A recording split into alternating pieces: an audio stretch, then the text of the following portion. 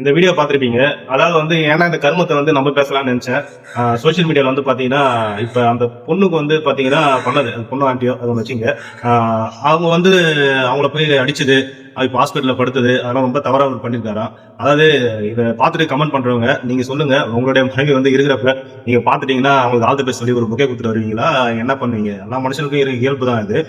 இது வந்து என்னன்னா இப்போ சோஷியல் மீடியாவில் அட்வொகேட்லாம் சொல்கிறாங்க, நீங்கள் வேணாம்னா சொல்லியிருந்தீங்கன்னா டைவர்ஸ் கொடுத்துருப்பாங்கல்ல, நீங்கள் போய் எதுக்கு அடிக்கணும்? அவன் இன்னொருத்தவங்க கூட இது பண்ணல, சரியா? அவன் சொந்த ஒய்ஃபுக்கு போனவனா அவனுக்கு காண்டாக தான் செய்ய இருந்தாலும். ரெண்டாவது விஷயம், அவன் அடிச்சு படுக்க விட்டது ஒரு பக்கம் தப்பு தான். ஏன்னு சொல்றேன்னா, சொன்ன மாதிரி டைவர்ஸ் ஆகிட்டு வந்து இவன் ஒரு கல்யாணம் பண்ணி அந்த குழந்தையோட இவன் ஒரு ஃபேமிலியா இருந்துட்டு இவன் முகம் தான் வந்துச்சு இல்ல சோஷியல் மீடியால. அதுக்கப்புறம் இவன் லைஃப் வீணாகும். எப்படி தெரியுமா?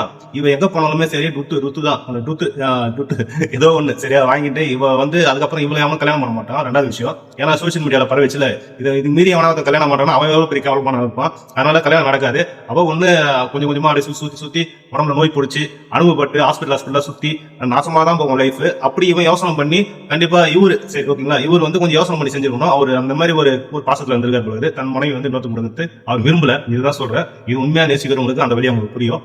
ரெண்டாவது வந்து பாத்தீங்கன்னா இதே மாதிரி விட்டு இருந்ததுன்னா அவள் லைஃப் நாசமா போயிருக்கும். நீ அடிச்சு துன்புறுத்தி அவளை இது பண்றதோட வாழ்க்கையில வாழ்ந்து அவ அனுபவப்பட்டு ஒரு நிமிஷமும் துடிச்சு என்னடா அப்படி பண்ணிட்டுமே அப்படின்ற மாதிரி அந்த வழியை கொடுத்திருந்தேன்னா ரொம்ப ஃபீல் பண்ணியிருப்பாங்க.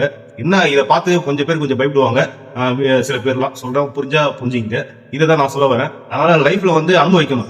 ஒரு டைவர்ஸ் பண்ணிட்டு கரெக்டா எவிடன்ஸ் இருக்கு, இவங்க ஆயிடுச்சுன்னா டைவர்ஸ் உடனே கொடுத்துருவாங்க கோர்ட்ல. கொடுத்துட்டு இவங்க லைஃப் பார்த்துட்டு போயிருந்தா ரொம்ப நல்லா இருந்திருக்கும். இவ லைஃப் வந்து நாசமா போயிடுச்சு, அவ்வளவுதான். வந்துச்சுல முகம் வலி வந்துச்சு, நல்லா தெரிஞ்சு போச்சு நிறைய பேருக்கு. இவங்க எங்க பார்த்தாலும் துட்டுக்கு தான் கூப்பிடுவாங்க. கூப்பிடறப்ப கல்யாணமும் நடக்கப்படுறதுல லைஃப் ஃபுல்லா சிங்கிளாவே இருந்து அங்கங்க போய் நாய் மேயற மாதிரி மேய்ஞ்சிட்டு இப்படியே இருந்து அவள் லைஃப் நாசமா தான் போகும். இதை பத்தி நீங்க என்ன நினைக்கிறீங்க சொல்லுங்க. சொல்ல வேண்டிய சொல்லிட்டேன். அதுக்கப்புறம் சப்போர்ட் கமெண்ட் பண்ணுங்க, கமெண்ட் பண்ணுங்க. ஓகேங்களா? உங்க கருத்துக்களை பதிவு பண்ணுங்க. நான் நல்லதுதான் சொன்னேன். ஓகே, தேங்க்யூ, டாடா, பாய்.